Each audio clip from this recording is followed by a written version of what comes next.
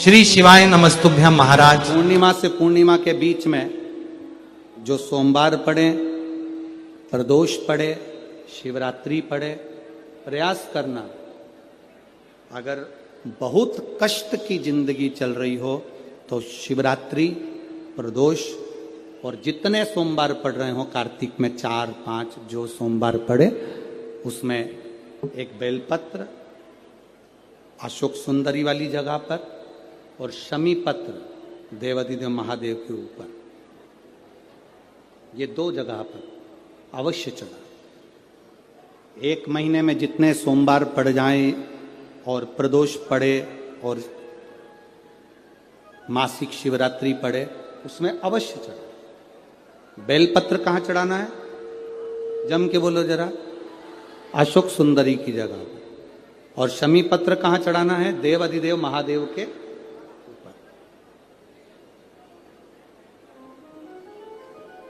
एक बार चढ़ाकर देखो, आपके जीवन का जो आनंद है, जो अपने हृदय की कामनाएं हैं, अपने हृदय के भाव हैं। कार्तिक का जो महीना है, भगवान षडानंद कार्तिकेय जी के लिए मूल है। इस षडानंद कार्तिकेय जी ने जब तारकासुर का संहार किया था, तारकासुर को जब मार दिया था, तो 33 कोटि देवताओं ने षडानंद कार्तिकेय जी को वर प्रदान किया।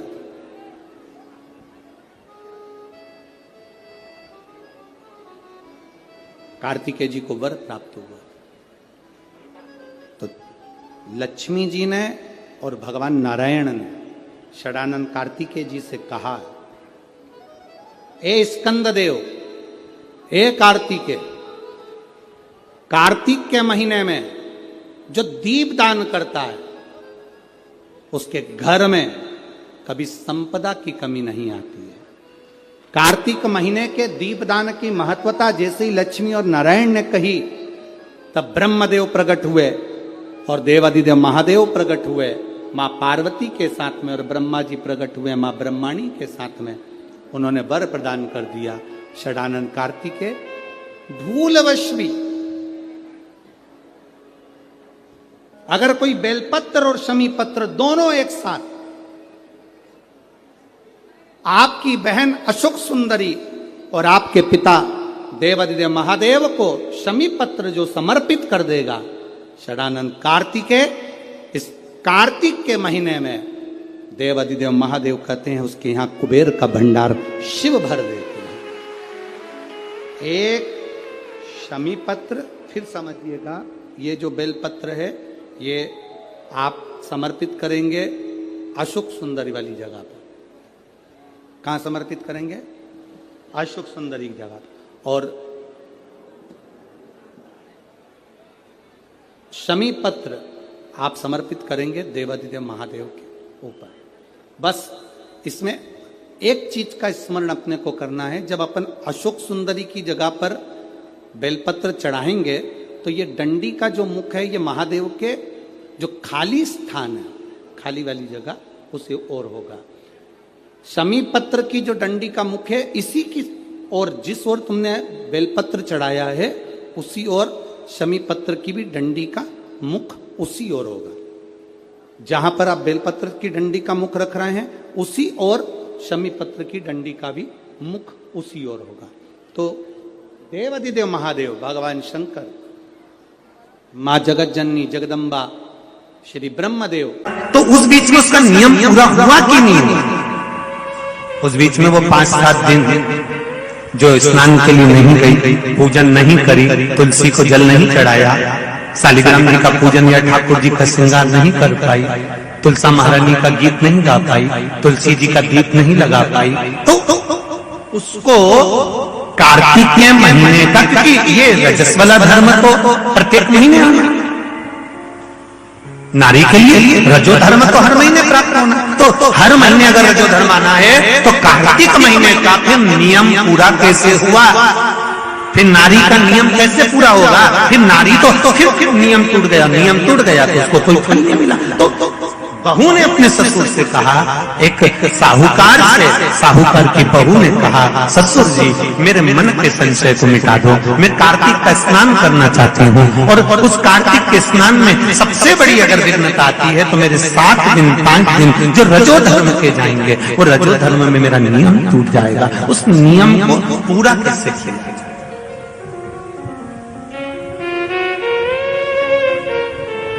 वो नियम पूरा कैसे होगा?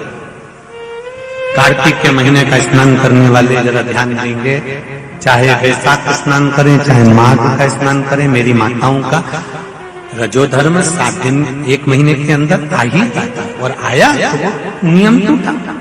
उस नियम को पूर्ण कैसे करा जाए? कहा, साहूकार ने कहा कि बहू मैं इतना विद्वान तो नहीं हूं, ज्ञानी तो नहीं हूं, पर मैं मेरे गुरु से इस बात को स्मरण कर कर आऊंगा। अब बहू को कार्तिक का महीना आ रहा है, कार्तिक के महीने का उसको इंतजार था, वो इंतजार में बैठी है। मात्र कार्तिक आने में 8 दिन बचे थे। अब देखिएगा जरा आप में और बहू में क्या अंतर है। कार्तिक के महीने आने में 8 दिन बचते हैं तो आप पुताई चालू कर देते हो। बोलो सही है कि गलत है? कार्तिक आने में, दिवाली आने में जब 8-15 दिन रहते हैं तब तुम पुताई चालू कर देती हो, सफाई चालू कर देती हो, ये काम चालू कर देती हो, वो काम चालू कर देती हो, सारे काम तुम्हारे कार्तिक का महीना आने के समय पर चालू हो जाता है। और बहू सफाई नहीं पूछ रही, साफ सफाई पर ध्यान दे रही है, पर ऐसा नहीं कि साफ सफाई नहीं कर रही, पर उसका ध्यान वही कार्तिक के महीने के स्नान में लगा हुआ है। आज बहू 8 दिन बचे और बहू का भोजन छूट गया, उसका भोजन नहीं, भाई मेरा अंदर जाए। किसी चीज को पाने की जब तमन्ना होती है ना तो खाना पीना छूट जाता है। ये नागेश्वर मंदिर महिला मंडल से पूछ लेना। बहू की नींद चली गई, उसको भोजन नहीं भागा, नींद गई, भोजन भाया, बड़ी दुखी। साहूकार को कोई मिला या ना मिला, इस बहू की आंख का अश्रु तुलसी के क्यारे के पास गिर गया। तुलसी के क्यारे के पास आंसू गिरा, अश्रु गिरा। महाराज अब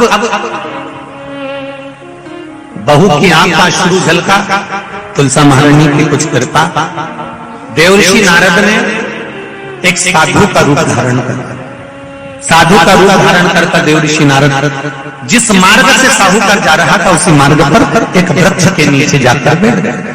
वृक्ष के नीचे बैठे और बैठते ही साहूकार ने देखा कि बहुत पहुंचे हुए बाबा लग रहे हैं, चंदन का तिलक लगा है, कंधे पर यज्ञोपवीत पड़ा हुआ है, बड़ी बड़ी जटा चूट है, मुख पर कुछ तेज पुंज है, बड़ा प्रकाश दिख रहा है, रुद्राक्ष की गले में माला पड़ी हुई है, हाथ में तुलसी की माला धरी हुई है। और साहूकार ने जाकर हाथ जोड़कर निवेदन करा, बाबा जी, ओ बाबा जी, मेरे मन के संशय को मिटा दीजिए। बाबा जी ने पूछा क्या बात है बाबा?